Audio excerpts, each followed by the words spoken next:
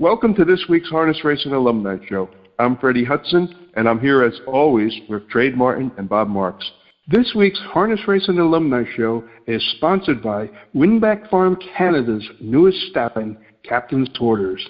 The son of Captain Treacherous is standing his first season with a stud fee of $5,000 Canadian.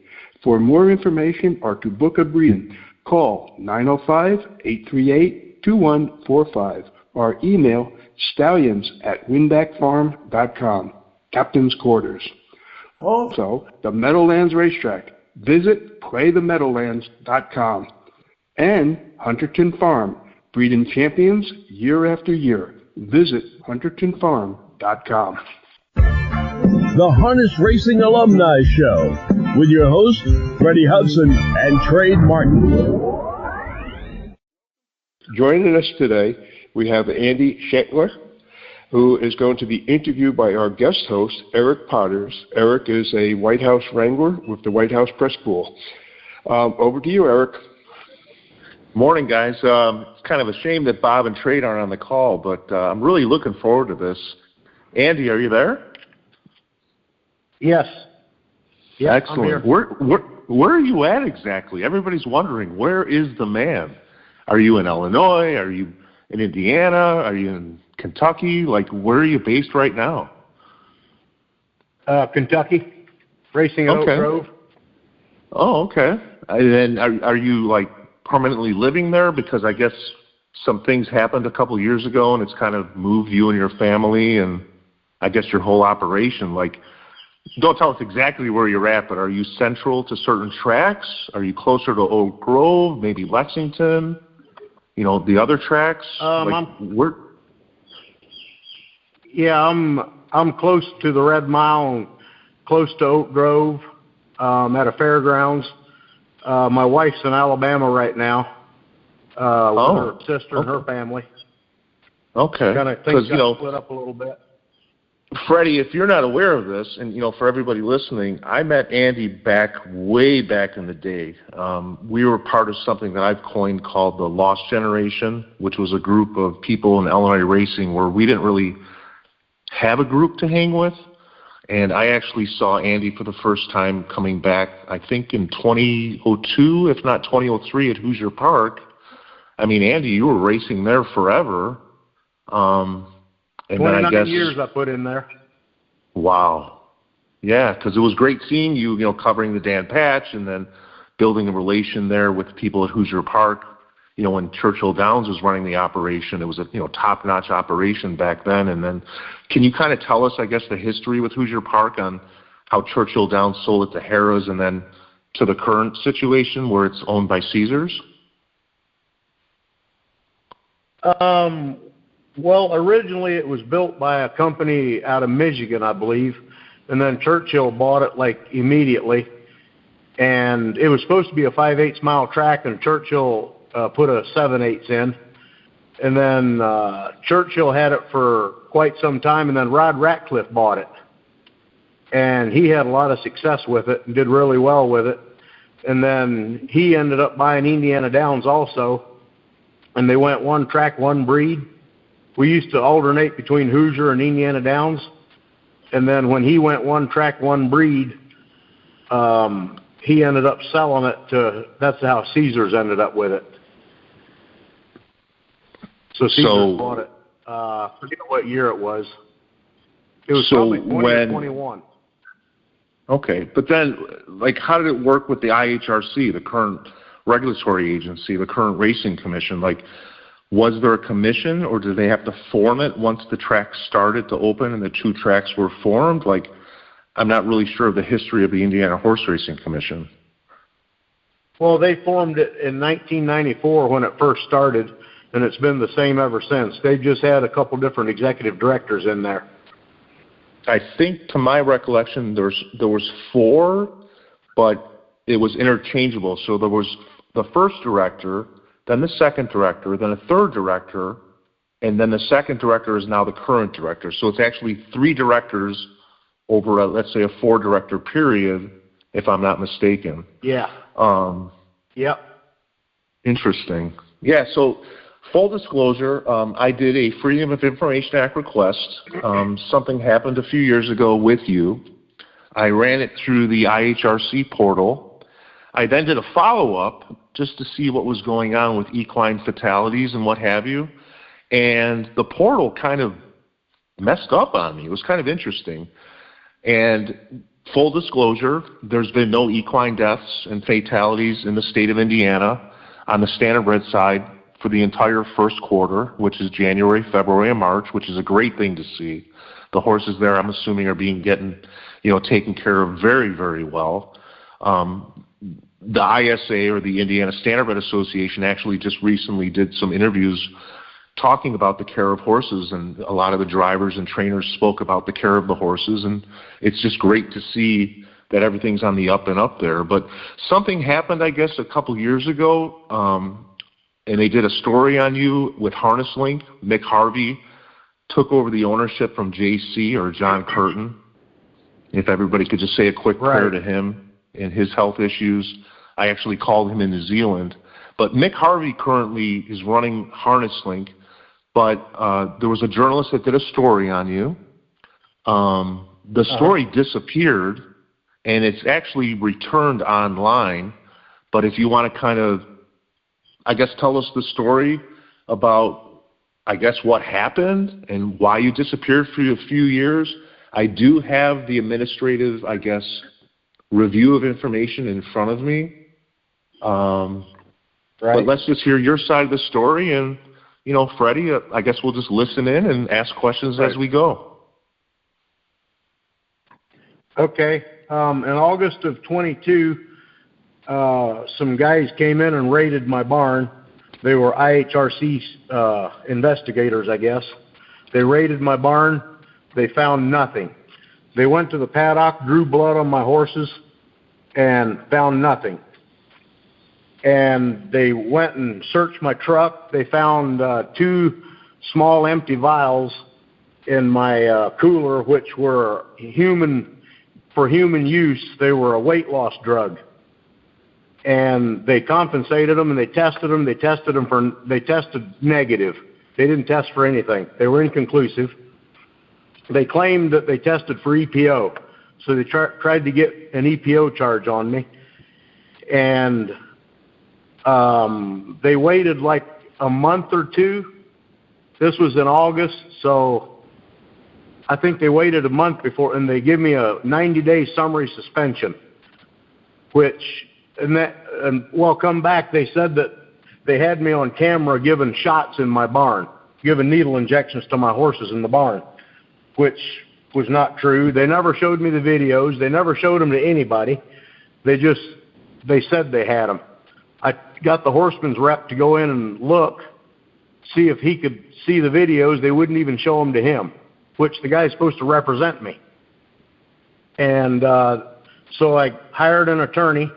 My attorney got the videos and said there was nothing on the videos. They were inconclusive. And looking at the findings, well, just not to interrupt, but looking at the findings of fact, or whatever this administrative document says, it says here on June 13th, they've got closed-circuit video clips with 3 different horses, on June 15th with 2 different horses, and June 16th with 1 horse. And that's a public document. So, I don't understand. They're making these references that they have you on video. You're saying that you didn't do these things. They did this to a driver trainer owner from Ohio. I'm not going to name his name, who was based in Illinois forever, who's now back in Indiana. Now they've done this to you. So just, not interrupting, but what do you think about the system that they have with these cameras, and I guess what they're doing with them? Because you're not hearing too many stories coming out of Indiana with people on the grounds injecting horses. That's kind of ridiculous. Well, their cameras aren't working, apparently. For whatever reason, I don't know why they put them in there. But, there was not, some of the horses that they said that I injected, I didn't even have the horses. They were the wrong horses. So they can't even tell what horses are what. 2 of the horses I had sold. I had proof I sold them on OnGate.com. And the best part was they said that I injected one horse on December the 22nd, and he won that night, and it wasn't even my horse. And I was in Florida at Pompano Park, and I drove 7 horses that night. So 3 of the horses weren't even the proper horses. And they got a video of one of my horses that they say was one horse, and it was a different horse. And the horse they say it is, I hadn't had in my barn for 2 months. So you talked about this cooler, I guess, that was left in your truck. I guess there was like a gap in between you leaving and, leaving Florida, Pompano closing down, what have you. What was the time frame in between where I guess the weight loss drug was left, those 2 vials? Well, they were compounded. Down there you can go to they got these places where you can go get IVs, like vitamin IVs and stuff, jugs and stuff for people. And They were compounding these Ozempic, so they had just started and there was no labels on these vials that I'd had. And I had took them and threw them in the cooler and had forgotten about them. And they were just back there. They'd been back there for months, and I'd forgotten all about them. Interesting. So, going back to the story with the videos. And they're saying that I gave needle injections. They raided my barn. They found no needles, no syringes. They didn't find anything. I mean, do you consider this to be a witch hunt? Oh, absolutely, it was a witch hunt. It sounds like a witch hunt. It was all made up. Again, I'm just looking at... By the time you get to the end of the story, you can plainly see it was just a witch hunt. I'm just looking, again, at their findings, and, it's just fact after fact after fact after fact after fact, and there's just all these, I guess, accusations against you. So they gave you the summary suspension, and then I guess let's continue. What happened after that? Well, I ended up, they appealed 12 hearings. They wouldn't show up for court. They wouldn't show up for a hearing. And obviously they knew they had nothing, in my opinion. And they actually, I have a letter here that I got almost a year later that my attorney sent me. My wife and I were planning on going on vacation. But you said court, so is this the administrative judge, or did you actually? Yeah, administrative judge, yeah, administrative law judge. So here's a letter I got almost 7 months later. It said, "Good morning. The hearing scheduled for this coming week has been postponed. The staff attorneys for the IHRC requested additional time to respond to discovery and secure and submit expert reports. Additionally, the Commission's objections and responses are both incomplete and defective. Therefore, I have prepared what is referred to as an Indiana trial rule letter demanding the Commission provide full and appropriate responses. In the event the Commission does not, I will file a motion to compel those responses and production and seek costs associated with that effort. A copy of the Trial Rule 26 letter will be emailed to you on Monday, and we will call to discuss." Now that's from your attorney. That's what my attorney sent me, the reason for their postponing, like the 12th hearing. And this whole time you're not racing? This is almost a year later. This whole time I'm not racing. I mean, can I ask, without getting too personal, what were you doing? You're a horseman. This is all you know. I remember you from back in the day with your Uncle Dan, at Sportsman's. Come on, this is all you know. What does a guy do? Right. Yes. Well, to begin with, I got rid of all the horses, and I went up to an Amish guy's place in northern Indiana and was helping him put some fences in, help build fence. And then I went to, when that was over, I went to work for Joe Putnam out at Joe's farm, and they found out I was out there, so they sent Joe a letter stating that if he kept me employed, they would scratch all his horses that are racing at Hoosier Park. So he had to let me go. So then we ended up, I ended up beating them in court. I won my case, and I went over to work for Dan O'Mara, and they ended up coming over there, running me out of there. They gave me a summer suspension for 90 days, and it went until November. And then they re-upped it until the end of the year. And in 23, they didn't re-up my suspension because obviously they figured out by then they were going to lose. So the judge ended up giving me 18 months and a $3,000 fine for having the 2 vials in my possession. So they said that I wasn't suspended in 2023. I wasn't suspended. So they only gave me time served for the year of 22, which was 149 days. So they made me, and somehow they come up with a date in December to make me do the rest of my days that he gave me. The judge gave me time served. Hey, Andy, Fred here. Yeah. Why did they pick on you? What was the reason that they came after you? Do you know? I have no clue. No idea. I think they thought that they were going to slap all these charges on me, and I was just going to walk away and not do anything about it, like probably several other people had done. And they were just going to declare victory, is what I think. Nobody's ever fought them. Okay, but you're in Kentucky, so what happened, like, with your kids? What happened with your wife? What happened with your house? You said you were there for 29 years.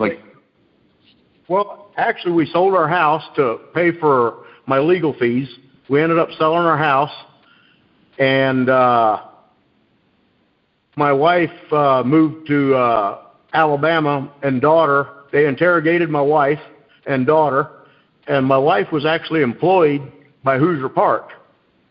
And the next spring, when racing started back, and I had beat them in court, and I was still serving the rest of my days, they followed her around and interrogated her and ended up firing her from her job at Hoosier. Well, and she kind of went in the loony bin after that, and she was done with it. She ended up going to Alabama with her sister, and she's still there. I have 2 kids with her in Alabama, and my other daughter's up here working for me in Kentucky. So that's interesting. We kind of split ways, you know. Because there was a summer where I left Cambridge and the Knox County Fair, and I drove straight basically from the border of Illinois and Indiana to Indianapolis, and I was able to hang out at a friend's farm. But I went to Hoosier Park, and the place was dead. There was nobody there. And I walked up to the top of the grandstand, in the clubhouse, looking for the general manager at the time, and he had come out and asked me questions about what was going on with the federal investigation in New York. And I was kind of taken aback at the time. And, that general manager now I think is a consultant with Caesars right now, who's the current owners. But I was kind of taken aback by it because I had such a great relationship with him in the early 2000s. What's your take, I guess, on,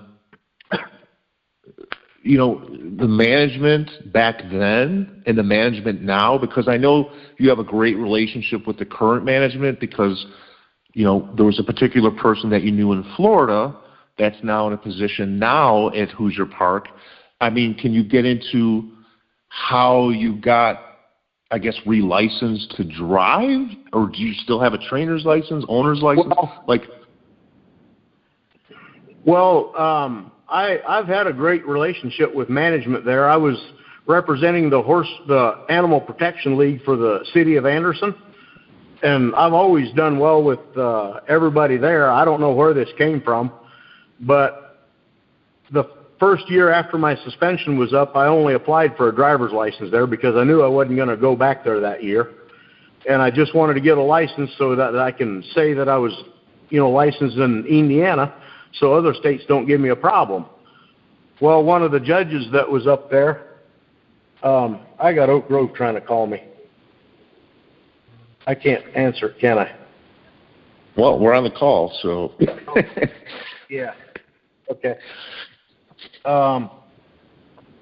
So anyway, I got licensed in Kentucky through a judge that I knew that was in Indiana who had resigned because of a lot of the stuff that was going on there.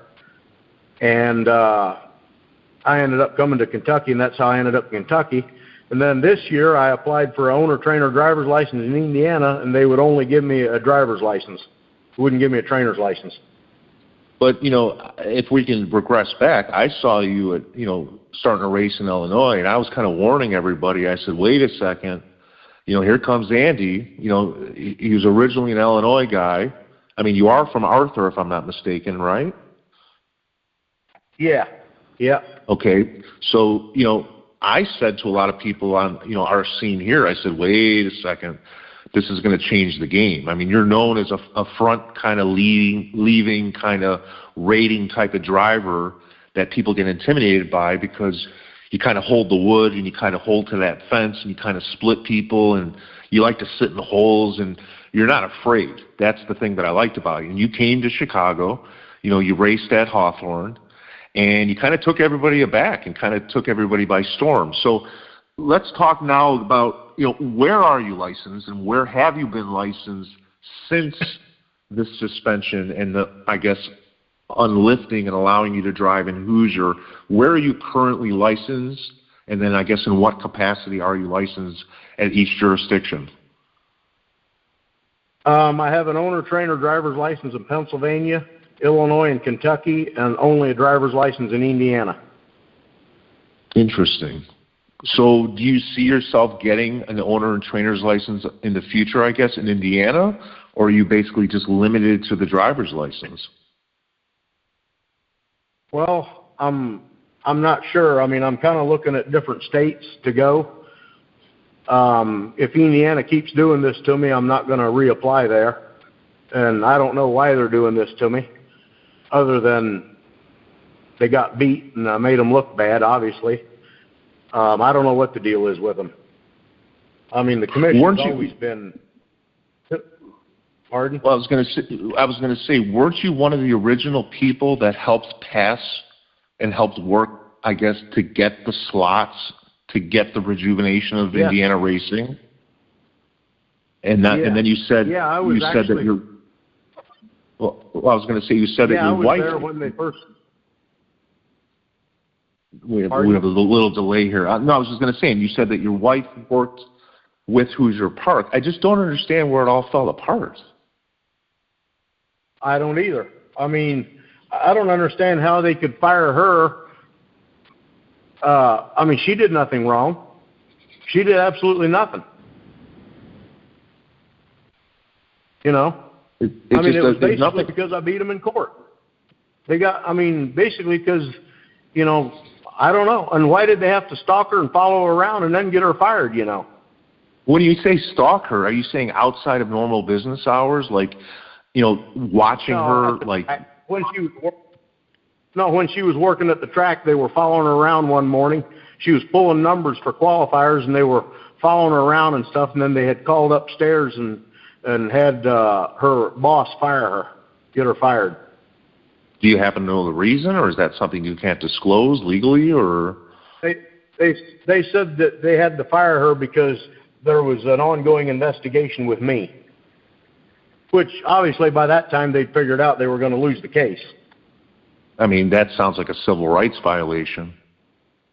I mean, that sounds like something that could become federal. That's something that, that's probably out of our league here. I mean, a lot of I guess horse people like the Barnes, if I can say, the assistant executive director and her husband work on the commission. There's a lot of drivers and trainers whose husbands and wives work for the commission or in other capacities in the industry in Indiana. Do you feel that there's like some type of a selective prosecution going on here, that they're just picking on certain people for certain reasons, that it might be something political in nature? I don't know. I have no idea where this come from. I mean, I know they had changed executive directors at that time, and there was some new people like investigators and stuff like that, and they were on a big trip. Like they were going to make a statement. They were going to catch people and they were going to do this and that, and it just got ridiculous. But to shut down your operation for so long, to have you sell your house to pay your legal fees, I mean, where do you stand now? I mean, you're at the OG. You're starting to win races. You know, you won some. I think you won one on Monday. You won a couple last week. How did it affect, I guess, your relationship with your owners? I mean, you probably have relations going back years, if not decades, with your owners. How did your owners feel once you got suspended, and were you able to rekindle those relationships coming back? Yes, I have most of my owners back. They stuck with me through the whole thing, and they sent a lot of their horses out to other trainers, and then they bought other horses, and now they're still buying horses and stuff, and they have one horse with another trainer in Ohio right now. I actually applied for a license in Ohio last year, and they denied me because of Indiana only giving me a driver's license, and I hadn't competed there that year, they said. That was their reason. And then I didn't apply there this year. But I have the rest of their horses. So I got 8 of them here, and they're owned by them. Well, I was going to say, do you feel that Ohio is more closed, that it's more inclusive? Because I know, like in Illinois, that's something that I was fighting for years, to make it more of an inclusive type of thing. Do you feel, with all the jurisdictions you were talking about, that Ohio might be the most inclusive, and that Indiana might be inclusive like that, and then maybe Pennsylvania? Kentucky, well, with the Grand Circuit, I'm just curious what you think about that. Well, I did get a letter from my attorney stating that he's aware that they have called other jurisdictions and told them that I was in possession of needles and syringes and illegal drugs that I was using. And they had literally, and he even specified some states that they had called to interfere with my license. So he said that here's a letter, right? Huh? Well, I was going to say, again, do you feel these are civil rights violations? Well, yeah. I mean, they're false statements. And here he actually read a social media post. It said, I will address the false portion of social media post. It says, especially, I will address the portion of the posting that I forwarded one to him last week on the USTA site that falsely accuses you of being in possession of needles and syringes. If these false statements appear elsewhere, please let me know and I will address those as well. So there was stuff, they were still sticking with their story, what they were accusing me of, even though the judge ruled against them, And then after it was all done, when they came to Ohio, which they have no right to cross state lines, they came to Ohio and chipped horses for Dan O'Mara, who I was breaking colts for, to try to get me for false ownership on horses and trying to give me 2 more years for false ownership. They literally called my owners and said that if you tell us that he owns these horses, we'll give him 2 more years. And nothing will happen to you. Because they didn't get what they wanted. It just doesn't add up. This doesn't add up. Stop. They would not freaking stop. I mean, they just kept going and going and going. Where does it stand now? Because, again, I did a simple Freedom of Information Act request. And again, anybody listening out there, you can do something called a FOIA, F-O-I-A, which is a Freedom of Information Act request, and you can get this information. And I'm going to say this. They were very professional, the 3 different attorneys, I guess, on the staff. I had communicated only with 2. The staff attorney responded. The staff attorney actually admitted in an email communication about the faults of the system. I didn't realize doing a second FOIA to find out about horse deaths would trip up their system, but their system is convoluted. Somebody from Horse Racing Wrongs, based out of the East Coast, had done some investigations in reference to the horse deaths. So there's not many FOIA requests that go through their portal, which I found to be kind of interesting. But, what was your attorney doing as far as gathering the information to build up the case to take it to the circuit court level. I mean, you had to spend a lot of money probably to do that if you had to sell your house. Right.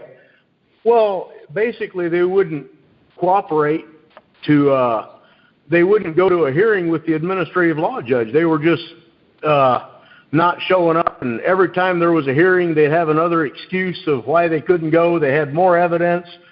At the very end, almost a year later, they came up with some text messages that they said they had that somebody sent them claiming that I was using illegal drugs and EPO and all kinds of stuff, and everything they come up with was a dead-end road.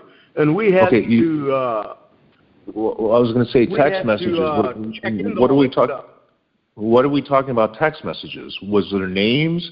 Was there phone numbers? Was there dates? No, I mean, it was an unidentified party, and then we had to figure out who the person was. So that doesn't become admissible in a court of law, does it? No, absolutely not. But they were using that information with the administrative law judge. Yeah. At Give me the one commission second level. Right. Yeah. It doesn't add up. Okay. It doesn't add up. Yeah. No, none of it added up. So they had these text messages they said they got that they had proof that I was using EPO, but it was an unidentified party that sent them these text messages. So we had to dig to see who this person was, and it ended up being somebody in Michigan, and it was somebody in Michigan took the rap for it. I think they were all made up, to tell you the truth. But there was no time date stamp. There was no phone number. There was no names. No. Nope. There was no phone logs. Nope. No nothing. No. Just what was it? Screenshots or what was it? Yeah, they were screenshots. Yeah. Interesting. They were hoping to make that stick, and that was just a way to kick the can down the road for another month, on a hearing, on having a hearing. It just doesn't add up. I mean, Freddie, what do you think about this? I mean, I'm kind of... My question comes back again. Why did they go after you, and why were they picking on you? Because it just doesn't add up. I have no idea. And, to this day, I don't know. Someone had a hard-on for you. Right. Obviously. I mean, let's digress for a second. So I started, getting back into the business, coming back from overseas. I was able to, befriend some people from the Napanee, Indiana community. They took me in. Had a great relationship with this gentleman, with his son. We took it to the level where I was able to bring a friend to their home. I was able to meet his wife, his other children, one of which passed away, one of his daughters, rest her soul. I've always respected the Amish community. I loved going to the speed sale in Delaware, Ohio, and just walking around checking out horses, but listening in to the language you speak, which is like a offset of German. I've always been intrigued by the Amish community and just the intelligence. Do you think it has to do with the fact that you might know a little bit more than the average trainer, or you might drive a little bit more unorthodox than the normal driver, that you maybe have a certain skill set that's at a different level that people are jealous of? Well, it's a possibility. I mean, I know that I've took horses and improved them, and I've took horses that I haven't. And, I mean, I don't know. I have no clue where it came from. As far as I know, I didn't do anything different to anybody. I was there for 29 years. I mean, I don't know. I mean, I was a mainstay there, I was there for years. Andy, Freddie here. At the time this occurred, were you winning a lot of races, or were you just plugging along like you always have? I was batting 160, so how many races was I winning? But you were driving. I had claimed the horse for $30,000, and I won him 48-3 with him. But I mean, the horse was pacing him 50 already. You know, I mean, I changed a lot of stuff on the horse. Well, I was going to say, can I ask what trick you did? I changed equipment. I changed his shoeing. I changed equipment on him. I did a lot of things, and it did not happen overnight. It wasn't like the next week or two he done it. It was like 3 months later, 2 months later.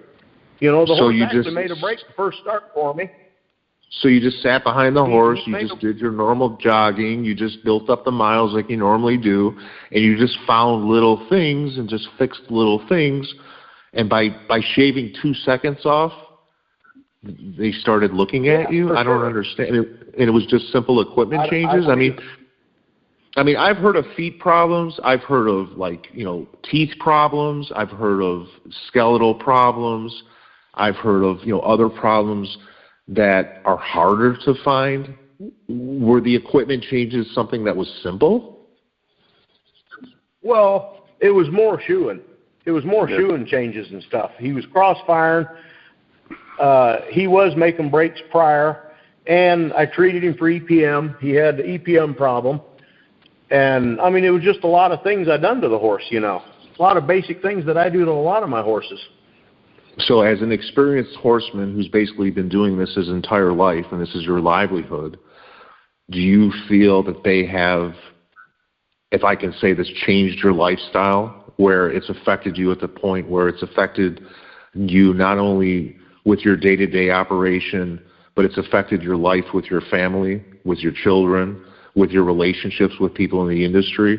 Because now you're back. I mean, do you see people looking at you differently and interacting with you differently? Are there people that don't talk to you? Are there people that do talk to you and respect you for what you've done? I mean, it doesn't sound like this is over yet. That's what I'm getting at. What do you think about that? Well, I would just like to get my family back together to normal, which I don't know will ever happen again, because they affected my wife terribly, and she just can't get past it, you know, what they done, because she said if they can do it to you, they can do it to anybody. And which is true, you know. How many other people have they done it to that we don't know about, you know, that have just walked away? You know, I was just one of them that didn't walk away. You know, and you won. That part. That's the thing. You won. Right, exactly. You got a high-powered attorney, and you took it full tilt. Yeah. And you took it to the highest level. I mean, do you have any plans, if I can ask? If I could just say this, do you have any plans moving forward with this? It doesn't sound like you're done with this. I mean, I'm sensing civil rights. I'm sensing civil rights. I'm sensing change of lifestyle. Is there potential, if I can ask, for future litigation from your end, or is that something you can't discuss? Well, it's not over yet. Put it that way. I'm going after them, because I think I need to make an example for future people that they decide to do this to. Yeah, because with my experience, I find that the Amish know a little bit more than the average trainer, if I can say just trainers. And let's not talk about driving, just from the lifestyle, you know, and the fact that you guys are around horses 24/7, you know. Exactly. Yeah, I agree with that. I think we were born and raised around horses. We use them for transportation. You know, that's all we know. I'm kind of taken aback with this. I mean, I really don't know what to say, Freddie. I mean, I've asked all my questions. We're kind of running out of time with Andy. He's super busy. Right. So what I'm going to do is I'm going to close the show out. But you basically asked every question that I was going to ask. So you covered it pretty well. The reason I got an attorney. The reason I got the attorney I did is because I knew what this commission's capable of. They're vicious, and when they go after somebody, they go after somebody, and they weren't going to beat me on something I didn't do. You know, if I would have done everything they said I would have walked away, and they'd have never heard from me again. You know? I just don't understand how you can have a cooler with human drugs or human vials, if I could say, and they turned it and made it appear that there was, I guess it says here, Europrotein, which is EPO, and you said the tests came back and it was all human, and you had stated came back. It didn't test for anything. It was inconclusive. There was nothing in them. But they said it was what they wanted it to be. You know what I mean? And I have the test results from the lab right here underneath my back seat that states that the tests were inconclusive. And they still kept running with this EPO thing. I mean, this just sounds like a complete witch hunt. I've asked all my questions, Freddie, and I really do appreciate you guys letting me have this opportunity to do this outside of my experience with the horse racing industry as an international investigator, reporter, and publisher. It was a pleasure, Andy. I really don't know what else to add. Yep, absolutely. Andy, thank you for joining us. Eric, thanks for doing a great job. This week's Harness Racing Alumni Show is sponsored by Winbak Farm Canada's newest staffing, Captain's Quarters. The son of Captain Treacherous is standing his first season with a stud fee of $5,000 Canadian. For more information or to book a breeding, call 905-838-2145 or email stallions@winbakfarm.com. Captain's Quarters. Also, the Meadowlands Racetrack. Visit playthemeadowlands.com. And Hunterton Farm, breeding champions year after year. Visit huntertonfarm.com. That's a wrap for this week's show. Thanks for listening, and please join us again next week. The Harness Racing Alumni Show